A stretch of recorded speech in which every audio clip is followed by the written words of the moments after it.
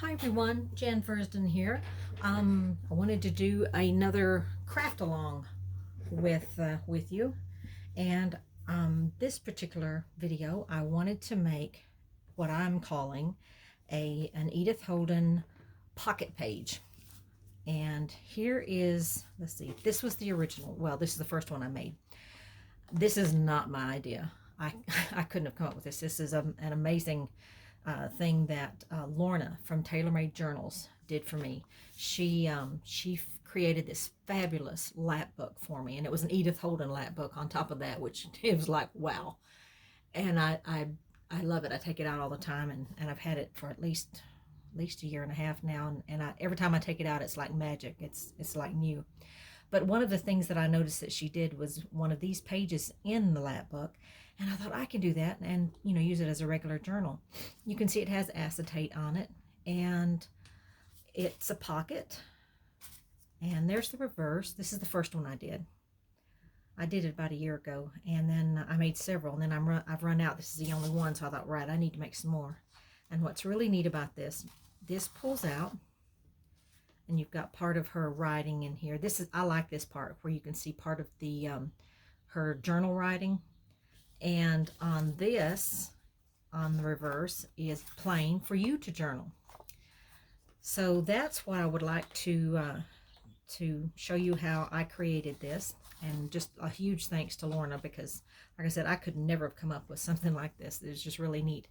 And I've actually improved upon it a little bit, I think. This is the one that I made just a while ago, just to practice before I did this video.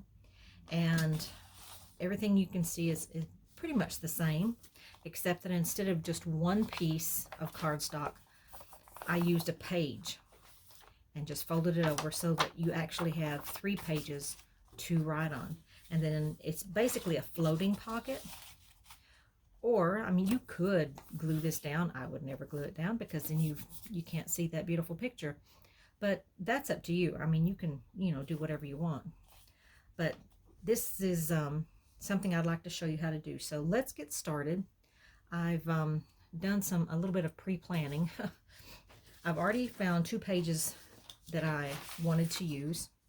These are from oversized paperback books that I got about 2 years ago, an absolute steal, and of course they don't have any more now, but they're Edith Holden, the Country Diary of an Edwardian Lady, but they were this size, and I have used them and used them and used them. I think I bought about 10 at the time. I think it was like $5 a piece. I was just gaga over them. I was like, oh my goodness. And so these are the ones I want to use. One, I've chosen these because I like the text coming all the way down. So I'm going to use this as the reverse. So you'll see that here. And then on the inside, you'll see this writing here. So that's why I chose that particular card. And then on this one, it's, it's okay. But I really wanted this side to show, so I'll put the paper on that side. So let's go ahead and get started. Make sure it put all this back together again so I don't lose track. And what I'll try and do is pause the video when I do things like sewing or ink distressing, because you know how to do that. So shouldn't have any problem. So the first thing I've done, or I do rather, is I get some cardstock. Oh, but goodness, I've got a sneeze. Wouldn't you know it? And this is the one that I've chosen as a base. I like that. So I'm going to literally take my page, and these are straight from the book. I haven't trimmed them or anything. I want to keep it that size. And I'm just going to come down here, mark it,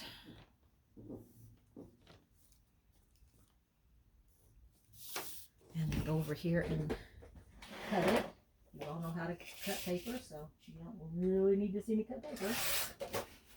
I have one of these heavy-duty cutters that keep me from using scissors all the time because my hands are getting really bad with arthritis. Okay, so that is the one that I'm going to use as this outline here. So the next thing I've done, I made templates for the cutout in, you know, exactly how much I want to cut out here. And anytime I'm going to do something over and over again, I'm going to use a template. And these are fabulous for templates. And what they are, I discovered them quite by accident. Well, as soon as I can find the silly package. Here they are. It's called Sewology Quilting Plastic Template. And let's see, how many 6 pieces come in a package. It's $5.99, so it's inexpensive. I got this at Hobby Lobby. You may just go online and buy it. I don't know. Of course, I don't quilt, so I knew nothing about these, but I literally happened upon them one day. I was walking through Hobby Lobby, and I'm like, oh my gosh, these are fantastic. Because doing templates in something that's clear allows you to see exactly where your placement is going to be best suited. And these are thin enough that you can cut with a regular pair of scissors. So that was my big thing there. It was like, yes, yes, yes. So what I'm going to do now, this is a template for the cutout, and I'm just going to place it on here and just kind of center it. I don't do the measuring, because when I measure, something always seems to go wrong. So I like to eyeball things, which sounds kind of weird when you think about it, but that's what I do. And I'm just drawing around it. And there I have my cutout. And now I'm going to use, oh, what are these called? Self-healing mats. I had a huge one, but like I said, I don't quilt. I don't do regular sewing and stuff like that. And it was massive, and it was always too big and getting in the way, and I needed some smaller pieces, so I just cut it up. That's just exactly what I did. And this is perfect. I have larger pieces and, you know, big pieces when I need to do something large. But otherwise, I don't. Now, you don't have to use a craft knife. That's what I'm going to use. Scary but true. I was taught how to use one. And considering I'm not at all graceful, it's kind of scary. But anyway. But you don't have to use one of these. You can use a pair of scissors. Punch out a hole, put your scissors in, cut it around, and that's it. And I'm going to go ahead with this. And I'm just going to cut down that line. Now, I was taught never to raise up your craft knife. So do I raise mine up? Yeah, sometimes. But I try not to. And I'm just going to go down there. Obviously, also, with this being small, I can just move it around at will, which really helps. And one last cut. And you do want to be careful if you've never used these, because they are razor sharp. Okay, and there you save that piece. This piece would be perfect for the little books we were making the other day that I did a video on that. So we'll just put that aside. And put the cap back on this before I injure myself. And put it away. And now what I'm going to do is ink the around here on the inside and on the outside. I love the look that Distress ink gives, and the kind that I personally love is the Tim Holtz Distress ink. I don't like the oxides as much, but this one is just the regular Distress ink, and it's Vintage Photo. And I bought, you know, one of these little things, and then I went online and bought refill bottles. And so that's why it looks a little old and worn, but I just, when it starts getting dry, I just take a refill bottle, and it has a stopper on it, and I just put more ink on it, and it works great. So that's what Jan does. Okay, now let's see where we're at next. do we do next? Okay, so I said that I wanted to use this one, this page, because I wanted all this to show, or at least most of it. It won't all show, as you can see. You know, you're only going to see that much of it. But I wanted the text to come down this part. And so what I'm going to do now, this is going to show on the reverse. And what I'm going to do now, I want to, I almost forgot. Acetate. We have to put the acetate in. So let's pull out some acetate. I'll show you what I use. This is Duralar 9 by 12. You can get them in different sizes. It's 25 sheets. I want to say it's about $14, I think. But then I use a lot of it. So, you know, you have to decide if you want to spend that much. I like this particular, I like the clear. I don't like the, I think it's called opaque or whatever, where it's, you know, slightly cloudy looking. I like the clear, and I like 0.005. That's the thickness that really I find best. You can get it thinner, which is cheaper, of course, but I don't care for that. So I'm just going to come in here, and I'm just going to kind of measure this. Oh, let's see, where are the scissors? There they are. And you don't have to be exact, so I'm just going to come in here and cut. And I'm always saving my pieces because, you know, I've used some very small pieces of acetate, so I save it all. I save scrap paper, everything. And what I'm going to do,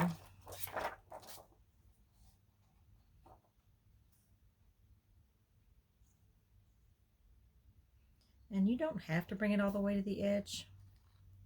I don't think I'm going to, because my needle has to go through there, and my needle does not like acetate. It dulls the blade. I will warn you ahead of time. Probably faster than paper does. So my needle is not only going through the acetate, but it's also going through the cardstock as well. And that's a good size. So at least for one of these bits, I won't use, my needle won't have to go through acetate. That piece I will save, because again, I've used so many small pieces, and I just put them back in the little tablet there. I am going to stitch it simply because I like the look of stitching. But you know me and glue, I like using glue to hold it still. So I'm just going to put literally a dot so that I don't have any nasty surprises. Might even use glue stick. That might be even better. I just tend to use whatever is close at hand. Word of warning on this, and I speak from experience, when you're kind of flattening out the glue, you see how I'm going along this way and flattening out the glue? Don't go that way, because what you do is you push the glue over into the area where you can see, and then it looks like a great big mess. So just always remember when you're kind of holding that down to not go into the area where you can actually see it. Now see, there's some, what is that? It's amazing the stuff that can show up on here. Oh, goodness gracious. I think it's a little hair of glue. Figures. That I didn't even see. It's coming off. Good. Gotta love it. Okay, so the next thing I'm going to do, here's the piece that it's going to go on. Now again, I like the sewn look, but you do not have to sew this. You can glue it together. I know a lady who actually, Carol Tinson, a fabulous artist, and sometimes she will do little ink marks that look like stitches, and she calls it faux stitching. And so you can still get that look by just taking, you know, a very fine pen and just little lines. It's amazing. Go to her YouTube and you'll see that she does that in several instances. But what I'm going to do, I'm just going to sew it all together, and I'm going to create my pocket. Now, to create the pocket, I have to remember to leave this side open. But I still want the stitch look along here. So what I'm going to do, first, I'm going to stitch all the way around this inner square. And that's not going to hold anything together other than just, well, it'll hold the acetate in, since I didn't use a lot of glue. But again, it gives me that look of the stitching all the way around it.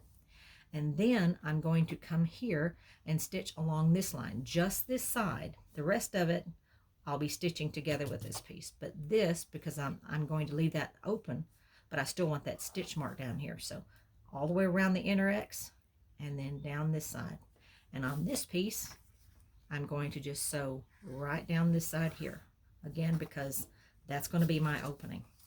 And I'll show you what I mean before I go any further after I sew those two areas. So I'm going to put you on hold. So I'm back, and I wanted to show you this so that it was clear in your mind what I was doing. And then I'm going to put you on hold again to go back and do the rest of it. But here are the two pieces, and I've used a stitch going along in here. Again, you do not have to do this. You can make faux stitches with an ink pen. You can glue it down, whatever you want. I like the look of the sewn bit. And then I've also sewn down this piece, or this side rather, the right side. And I've taken this and done the same thing, sewn right down here, because I want that uniform look of sewing on the reverse. And now what I'm going to do, I'm going to put them together, and then I'm going to sew along the outside 3 remaining edges, and that will actually hold it and create the pocket. So I wanted you to see that piece so that it would make sense, because I was trying to explain it to myself earlier, and I thought, well, that's not really clear. So that's what I'm going to do now. So again, I'll be right back. Okay, I'm back, and now we have our pocket created. You can see that this is why you do that before stitching, because again, you still want this one looking like it's stitched, but you didn't want to, glue it or stitch it together. And then on here, this is the reverse. And I did the same thing here. Remember, I stitched down this side, and now I've just added these, which is actually holding the pocket. Now what I'm going to do is anytime I use thread, especially a pale color of thread, I will go over that with ink. I do not like the look of white, or it kind of, I don't know, I just don't like it. It's simple. And that one, otherwise you don't really need to do much coloring, because the page itself is designed to look old, so it's really neat.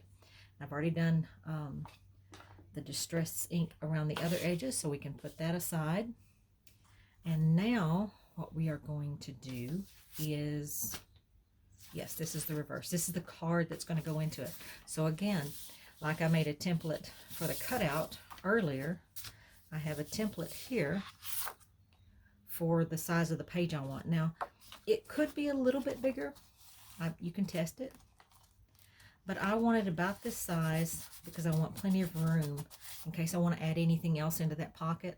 So I'm not going to make it tight. I don't want to do that. And to do this, let me see. I'm going to get a piece of, let's see. I should have already had this out, but I didn't. Shameful, shameful. I have a piece of paper that I have tea stained, and I've just literally, I think this is like the normal, what, an 8.5 by 11. I'm just going to fold it over, like so. And I'm taking the, let's see, I have to stop and think about this. So, oh, actually, before we get to that step, that's why I have the template. Duh. The template allows me to get the exact cut that I want. So you can see, I can position it up here, I can position it down, wherever. But that is the beauty of having clear templates. So what I'm going to do is, I'm going to try and get, I think I'm going to pull it over to this edge because when it goes in here, it's going to be covered up anyway. So I want as much of this blank area as possible to absorb that space being gone when I push it in, if that makes sense. So that's what I'm going to do, and I want to make sure I get the top of this flower here. I've just written on my template exactly what it is, and then I store them all. Okay, so now we're going to just cut that. And you don't really need to see me cutting that, I don't think. You know how to do your cuttings. And so here we have the cut piece. All right. And you can see how it's going to look when we put it in. Isn't that pretty? I love it. Thank you, Lorna. So now what I'm going to do, and again, I like the stitched look. So I've got this page, just, you know, full page turned in half. Put this on here. Line it up. First thing I'm going to do is cut the sheet down.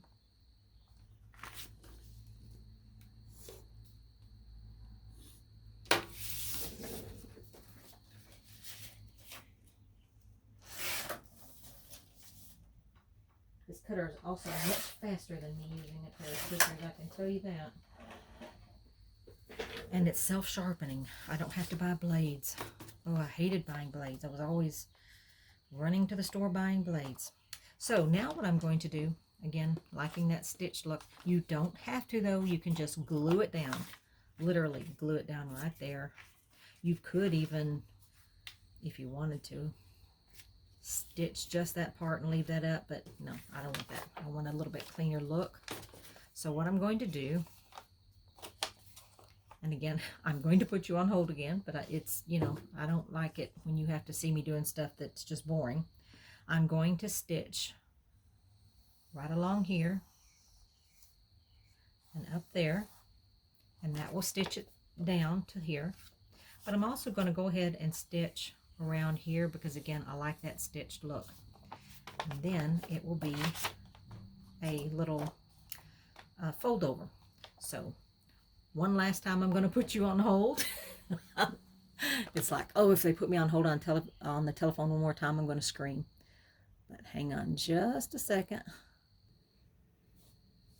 And I'm back for the final time. See how fast this is going? I have stitched down the page, the Edith Holden page, to the tea stained, or tea and stain. I can't even talk. Tea and coffee stained paper. I use a combination of both. And now what I will do is take my distress ink, and again go over that.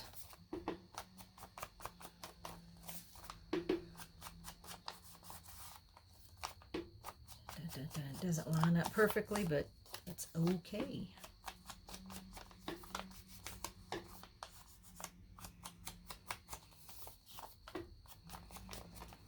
Oops, yep, see it didn't line up. Well, that's because Jan wasn't holding it tight enough and it moved, but oh well. Oh no. That's the beauty of junk journaling, although I hate that term, junk journaling, because this stuff is anything but junk. It's so pretty. Some of these artists out there, I mean, they're just fabulous. But the beauty of it, one of many things, is that nothing has to be perfect. So there you have it. A floating Edith Holden page pocket. Slide that in there. Move that out of the way so you can get a clear shot. And then, excuse me, there you have it. And of course you can put more in it than just this. And I was thinking, instead of, you know, some people might want to glue this down. I wouldn't. I would just attach this to your page with a paper clip. But then I was thinking, you know what you could do is a flip out. So you could attach it to your journal along this edge and then open it up. Then you get this beautiful artwork and you have a pocket and you've got a flip out. So just an idea. Anyway, I hope this has helped you in some way. If you have any questions, please don't hesitate to let me know. I'll be happy to answer any questions you have. I enjoy talking with everyone, and I so appreciate all of your support. Y'all take care, have a blessed day, and I'll talk to you soon. Bye-bye.